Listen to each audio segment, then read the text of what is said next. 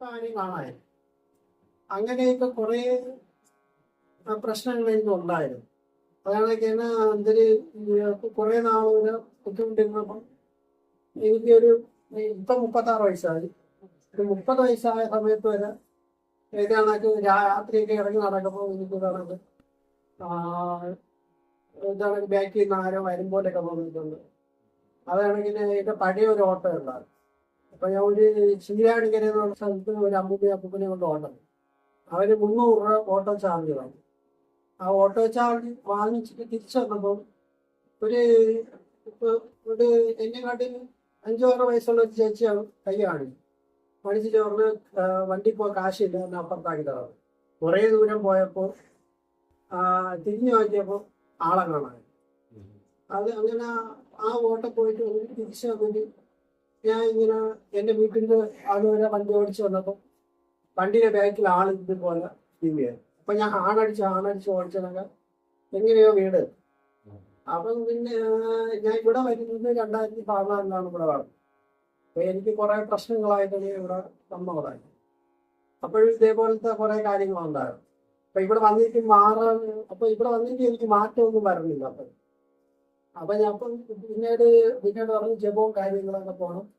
ശിവനാണെങ്കിൽ ശിവൻ, ദേവിയാണെങ്കിൽ ദേവി, വിഷ്ണുവാണെങ്കിൽ വിഷ്ണു എന്ന് പറഞ്ഞ് ഏത് മൂർത്തിയാണോ ആരാധിക്കുന്നത് ഇഷ്ടമുള്ള മൂർത്തി ആരാധിക്കാണോ.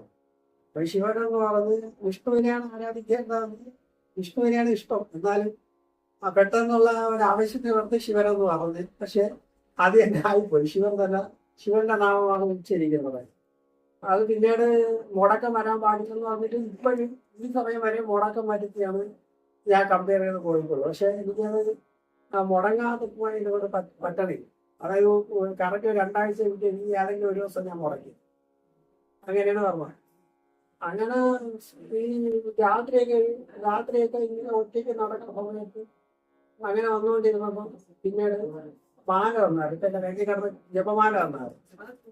ജപമാല ഇട്ടിട്ട് മാറ്റമൊന്നും പറഞ്ഞില്ല. എനിക്ക് തിരിച്ചു കഴിഞ്ഞ മാറ്റമൊന്നും പറഞ്ഞില്ല. അപ്പം കുഞ്ഞു പറഞ്ഞ് മാല കൊണ്ടുവാ, ഞാൻ വേറെ രീതിക്ക് കെട്ടിത്തരാമോ. അങ്ങനെ കെട്ടിത്തന്നത് ഈ ഒരു മുത്ത് വെച്ചാണ് കെട്ടിയത്.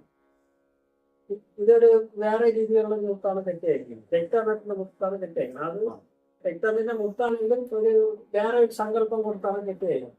പക്ഷെ അത് കെട്ടിയതിന് ശേഷം എനിക്കിപ്പോ വേറെ പ്രശ്നമൊന്നുമില്ല. അതിന് മുമ്പ് എനിക്ക് ഹീൽ ചെയ്തത് സെപ്പറേറ്റ് ആയിട്ട് എല്ലാവർക്കും കൂടെ വരുമ്പോൾ ക്യാമ്പിന് വരുമ്പോൾ ഹീലിംഗ് ഉണ്ട്. എനിക്ക് പ്രത്യേകിച്ച് ഹീലിംഗ് ഉണ്ടായിരുന്നു. പ്രത്യേകിച്ച് ഹീലിംഗ് ചെയ്തിട്ട് എനിക്ക് മാറ്റമൊന്നും വലുതായിട്ട് മാറ്റമൊന്നും വന്നില്ലായിരുന്നു. വന്നില്ലെന്ന് പറഞ്ഞാൽ എനിക്ക് ഈ രാത്രി നടക്കുമ്പോഴുള്ള പ്രശ്നമാണ് കൂടുതൽ. എനിക്ക് ഒറ്റയ്ക്ക്, അതായത് ഞാൻ ഇപ്പൊ രാത്രി ഒറ്റയ്ക്ക് നടന്നു കഴിഞ്ഞാൽ ഒറ്റയ്ക്ക് സംസാരിച്ച് നടന്നു. ഒറ്റയ്ക്ക്, അതായത് ഇപ്പൊ ആരും പറഞ്ഞെങ്കിൽ മനസ്സിൽ ഇങ്ങനെ ഒറ്റയ്ക്ക് സംസാരിച്ച് അങ്ങനെ നടക്കും. അങ്ങനെ എനിക്ക് ജപമാല എനിക്ക് ഒരുപാട് ജപമാല തന്നു. പക്ഷെ ഇപ്പോഴും എൻ്റെ കയ്യിൽ ഇരിക്കുന്ന ഈ ഒരു ജപമാലയേ ഉള്ളൂ. രുദ്രാക്ഷം കാണാൻ ഒരുപാട് രുദ്രാക്ഷം വന്നു. 2 മുഖം തന്നിട്ടുണ്ട്, 3 മുഖം തന്നു, 4 മുഖം തന്നു. ഇത് 5 മുഖം. ഈ 5 മുഖത്തിന് 2-3 തന്നു. പക്ഷെ അതൊന്നും എൻ്റെ കയ്യിലില്ല. അതിൽ ഒരെണ്ണം ഞാൻ അടുപ്പിലിട്ടു. എനിക്ക് വയ്യാതെ അസുഖം വന്ന് വയ്യാതെ നടന്ന സമയത്ത് എനിക്കിതിലൊന്നും വിശ്വാസം ഇല്ലെന്നും പറഞ്ഞ് മീൻ കറി വെച്ചുകൊണ്ടുള്ള എൻ്റെ അടുപ്പിന് കൊണ്ടുപോയി. അങ്ങനെ അമ്മ ഓടി വന്ന് അത് അടുപ്പിന് കൈയിട്ട് കഴിഞ്ഞെനിക്ക് അത് കത്തിപ്പോയി. അങ്ങനെ വീണ്ടും ഇവിടെ ഇങ്ങോട്ട് വന്നുകൊണ്ടിരുന്നെങ്കിൽ പക്ഷെ ആദ്യമൊക്കെ എനിക്ക് ഉൾക്കൊള്ളാൻ പറ്റത്തില്ല. അതായത് ഞാൻ ആദ്യമേ എല്ലാവരെയും ചേട്ടാമോ അനിയാന്നൊക്കെ വിളിച്ചുള്ള ഒരു കമ്പയർ അതായത് ഒരു ഗുരുസങ്കല്പം എന്റെ മനസ്സിലില്ലായിരുന്നു. ഗുരുസങ്കല്പം ഒന്നും മനസ്സിലില്ല. അപ്പൊ ഞാൻ പെട്ടെന്ന് സങ്കല്പിക്കുന്നത്, അതായത് ഈഴവ സമുദായത്തിൽപ്പെട്ടവരാണ് ഗുരുസങ്കല്പം കൊണ്ടുപോകുന്നത്, സന്യാസിമാരാണ് കൊണ്ടുപോകുന്നത് എന്നുള്ളൊരു കാറ്റഗറി മാത്രമേ എന്റെ മനസ്സിലുള്ളൂ. അപ്പൊ നമ്മളെ സമുദായത്തിൽ അങ്ങനെ പറഞ്ഞിട്ടില്ലല്ലോ. അല്ലെങ്കിൽ അങ്ങനെ എനിക്ക് ഗുരുസങ്കല്പം അത് ശരിയാവത്തില്ല. എനിക്ക് അങ്ങനെ ഗുരുവായിട്ട് സങ്കല്പിക്കാൻ പറ്റുന്നില്ല. അപ്പൊ ഞാൻ ചേട്ടാ എന്ന് വിളിച്ച് അവസാനം ബിഞ്ചിയുടെ അമ്മയൊക്കെ പറഞ്ഞു ചേട്ടാന്ന് വിളിച്ചിട്ട് ബിഞ്ചി എന്ന് വിളിക്കും. അപ്പോഴേ എനിക്ക് ചേട്ടാ എന്ന് എന്നെ വായിക്കാത്ത പറഞ്ഞു. ബിഞ്ചി എന്ന് പറഞ്ഞില്ല. അത് എത്രയോ വർഷം എടുത്തിട്ടാണ് ഞാൻ ഗുരുജിയെ എൻ്റെ ഗുരുവായിട്ടും ഗുരുശി ഗുരുശി എന്ന് വിളിക്കാൻ തുടങ്ങി. പിന്നെ ആദ്യം വരെയും ഈ 30 വയസ്സ് വരെയും എന്തായാലും ചേട്ടാ ചേട്ടാ എന്നാണ് വിളിച്ചുകൊണ്ടിരുന്നത്. ചേട്ടാ ചേട്ടാ ചേട്ടാ പറയട്ടെ അപ്പൊ ഇപ്പൊ ഗുരുശിക്കാത് പിന്നീട് ആദ്യത്തെ ഗുരുശിക്ക് അത് ഉൾക്കൊള്ളാൻ കഴിഞ്ഞിട്ടില്ലേ. പക്ഷെ പിന്നീട് ഗുരുശിക്കത് എൻ്റെ സ്വഭാവവും എൻ്റെ രീതികളും പെരുമാറ്റവും ഒക്കെ അനുസരിച്ച് ഗുരുശി അത് പൊരുത്തപ്പെട്ട് പോകാൻ തുടങ്ങി.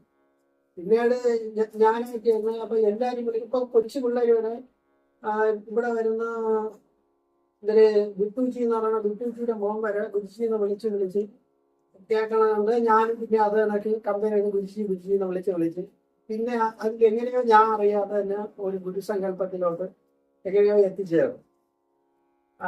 അങ്ങനെ എൻ്റെ അമ്മയും പറയും എന്താ ഞാൻ ഗുരുശിക്ക് ഒരു എന്തെങ്കിലും ഗുരുജിയെ ബഹുമാനിക്കാനില്ല, ഗുരുജിക്ക് ഒരു വിലയും കൽപ്പിക്കുന്നില്ല, എപ്പോഴും വിളിച്ച് ശല്യം ചെയ്യും, ചേട്ടാ എന്ന് വിളിക്കും, ഇത് എന്തൊരു ഗുരുവിനെ ഗുരുവാരി കണ്ടാ പോലെ എന്നൊക്കെ വീട്ടുകാരും അമ്മയും പറയുമായിരുന്നു. അങ്ങനെ പറഞ്ഞ് അമ്മയ്ക്ക് ശരിയാണ് ഇരുന്നതാണൊക്കെ പറഞ്ഞു. ഗുരുജി എല്ലാവരും കാലിൽ തൊട്ട് വന്നിരിക്കുന്നു, ബഹുമാനിക്കുന്നു, നീ മാത്രം ബഹുമാനിക്കാനില്ല.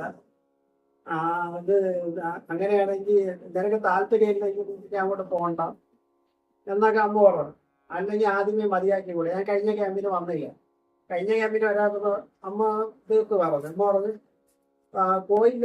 പോണില്ലെങ്കിൽ ആദ്യമേ അങ്ങ് നിർത്തണം, പിന്നെ ഒരു ഇത് വേണ്ട, ഒരു കണക്കം വേണ്ട, താല്പര്യമില്ലെങ്കിൽ പോകണ്ട എന്ന് പറഞ്ഞു. അപ്പൊ എനിക്ക് എന്തോ ഒരു അസ്വസ്ഥത തോന്നിയാണ് ഞാൻ കഴിഞ്ഞ ക്യാമ്പിന് വരാത്തത്. എനിക്ക് എന്തോ ഒരു മനസ്സിൽ അപ്പൊ എനിക്ക് കാർ എടുക്കണമെന്ന് ഭയങ്കര ആഗ്രഹം ഉണ്ടായിരുന്നു.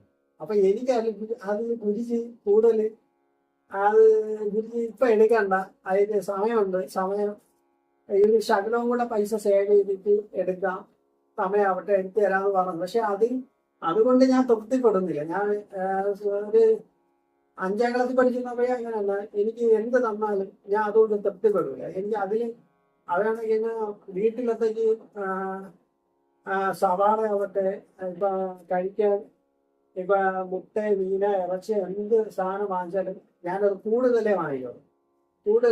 ഇറച്ചിയൊക്കെ വാങ്ങിച്ചാൽ ഒരു 3-4 കിലോ വാങ്ങും. അതാണെങ്കിൽ സവാള വാങ്ങിയാലും ഒരു 6 കിലോയൊക്കെ വാങ്ങിക്കും. 6 കിലോയൊക്കെ വാങ്ങിച്ചിട്ട് അപ്പൊ ഇത്രയും സാധനങ്ങൾ എന്തിനാണ് ഇവിടെ ഇല്ലാതായി കളയില്ലേ എന്നാണ് അമ്മ ചോദിക്കുന്നത്. പക്ഷെ എനിക്ക് അതായത് പോലെ കണ്ട് അതായത് എനിക്ക് മനസ്സ് നിറയണം.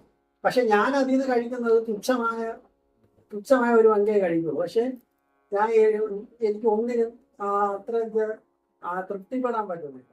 ഒന്നിനും